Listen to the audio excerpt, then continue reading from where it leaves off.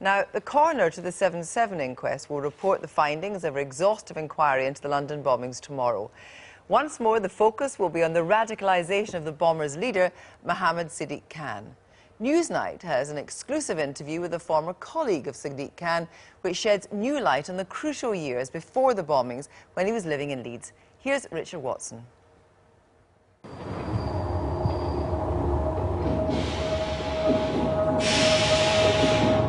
We are at war and I'm a soldier.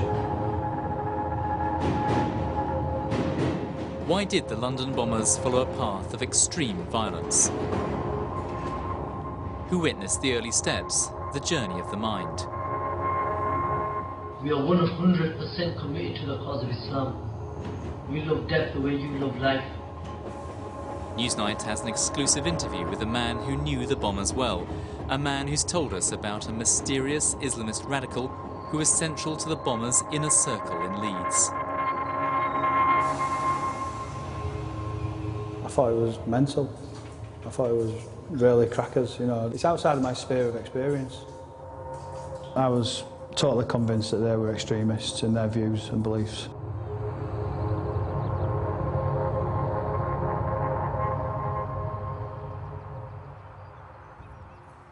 "5 years on, the story of what led 3 young men from Beeston and Leeds to murder 52 people in London largely lies buried in the silence which has characterised this community. Many people here knew the bombers very well, but few have been willing to speak out.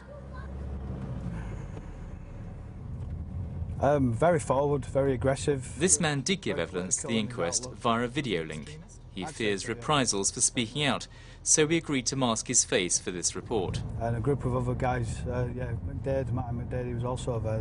Mark Hargreaves was approached by a group of youth workers in Beeston who wanted him to work with disadvantaged kids. And this was a place that I met them. I was brought here.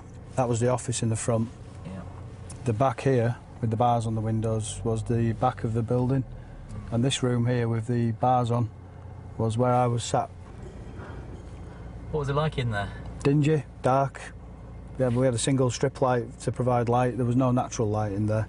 It was stacked up high with boxes of paraphernalia from the bookshop. Mark was a qualified mountain leader, and a youth worker called Sid asked him to run some courses for children at the Leeds climbing wall. I had meetings with Mohammed Sadiq Khan. He was asking me if I could organise and run a session for them, giving the kids a taster of about rock climbing, basically. And the group he brought were young people, 14 to, say, 18-year-old local Asian youth. And they were quite well supported by Mohammed Sadiq Khan. So Sadiq Khan was there? He was, yes, he was there at every session. And what was his demeanour at the time? What did you make of him? Very friendly, outgoing, very passionate about working with young people in the area, believed in what he was doing, very capable. He was a well-respected member of the community, definitely. Mark carefully recorded all of his work appointments in his diary. He was soon asked by another youth worker called Martin McDaid to organise another trip to the climbing wall. McDaid was different from the group of British Pakistanis running the youth team. He was a white convert to Islam who claimed to have been in the Royal Marines and the Special Boat Squadron. What kind of man was he? Very serious, outspoken. When I first met him, he came across as businesslike, very focused, knew what he wanted, knew pretty much how to get there. But he was come across okay initially, he seemed okay. Martin McDaid and Sadiq Khan were involved in running adventure weekends for Beeston youths. Unknown to Mark, the security service MI5 had McDaid in their sights from 1998. In July 2001, they were watching as he attended a camping weekend here in the Lake District with more than 40 others. McDaid was a suspected extremist, and MI5 feared he might be trying to groom some of the others at the camp. McDaid definitely wanted hardness training, some sort of, with a military bent to it, pushing people to the limits, making them work really hard, making them suffer. Basically, those were his words, he wanted them to suffer. Sadiq Khan was also on the Lake District camping trip. This image was recorded by a secret video camera installed in the barn, though MI5 says he was not named or identified at that time. We know at least 5 adventure weekends were placed under surveillance, and there were others. Newsnight obtained these photographs. Here, Shizad Tanweer is circled, and on this caving trip to the Yorkshire Dales, Martin McDaid can be seen bending down. Even though Mark was a qualified mountain leader, he believes that Sadiq Khan and McDaid were keeping him away from adventure trips like these. He thought they were still sounding him out about his views, and that suspicion grew one day in the office when he saw boxes of leaflets on the floor. The boxes of material stacked in the back, they were moving them, they were bringing them in, stacking them up, and he reached into the box, took out the pamphlet and said, "Have a look at that." And what was it? It was a pamphlet describing and showing graphic images of people who had been maimed, killed, blown up, burnt, bodies. It was anti-Semitic, anti-Zionist, anti-American. On another occasion, he says McDaid gave him a DVD. Some of the stuff was showing people in training camps in Afghanistan. Some of the video stuff, people jumping over barbed wire, crawling along, firing AK-47s, that kind of tackle. And then it would show you pictures of martyrs, dead people who'd given their lives for the cause. And then it was saying, do your bit for Islam. You know, it was basically inviting people to step up, to martyr themselves. What did you make of it? I thought it was mental. I thought it was really crackers, you know. It's outside of my sphere of experience, really. So that was given to you by a man who was meant to be leading a youth project. Yeah. Mark says Martin McDaid was becoming more and more demanding about his own beliefs. He felt as if McDaid and Sadiq Khan were grooming him. Every time I met them, the conversation would lean towards religion and then would become about the Quran, about Islam. That was a regular thing. So would he just talk about this once every couple of weeks, or was it more regular than that? Or? It was daily. Daily? Daily, absolutely. Mark felt under intense psychological pressure, especially from McDaid. Oh, he was very aggressive.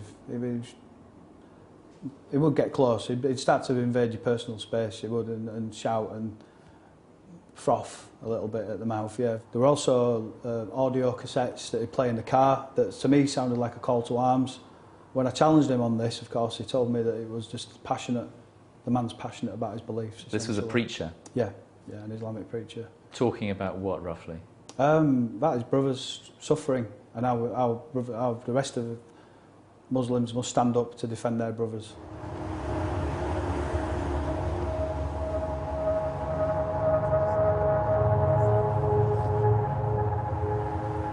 For Mark, matters came to a head when Sadiq Khan and McDaid asked him to lead them on an adventure trip to the Yorkshire Dales. On the way up, it was all very calm, very serious. You know, I was trying to make light of the trip with people. That wasn't happening. It was miserable for a start. And then the stuff about Islam came in. McDaid, for instance, was again telling me that if you do not convert to Islam, you're destined for hellfire for eternity. You will burn in hell.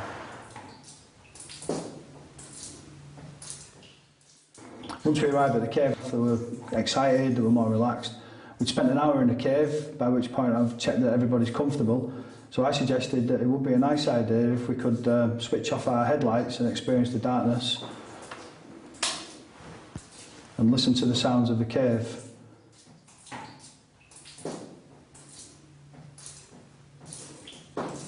It was at this point when one of them stepped up and said to me, "This is the darkness in your life, Mark.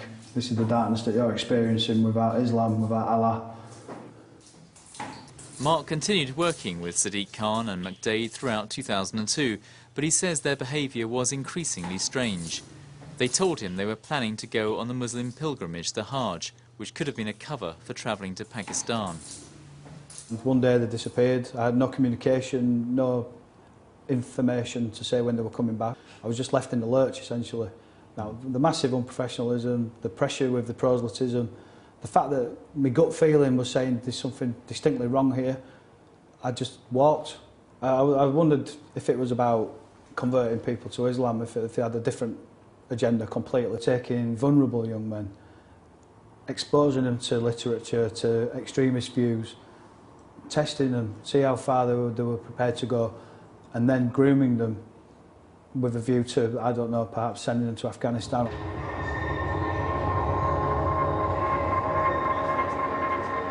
So Mark left, glad to be away from the pressure to conform. The next time he saw Sadiq Khan was on the news after the London bombings.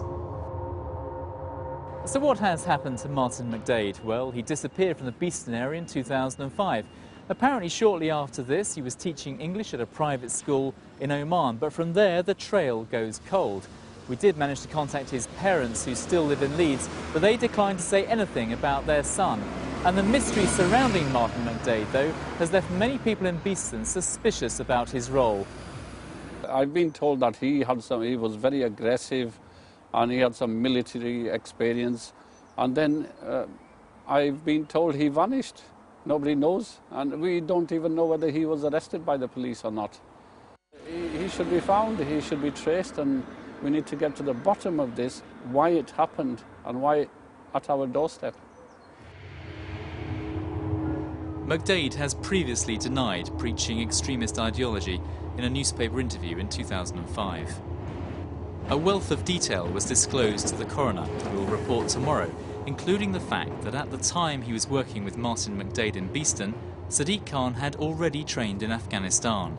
He was well along the extremist path, but such is the nature of suicide operations that the full story will never be told. Richard Watson, and Richard will be back tomorrow for a special edition of Newsnight at 7:30 following the release of the July 7th inquest report. And later we'll hear more testimony from those whose lives were changed by the bombings.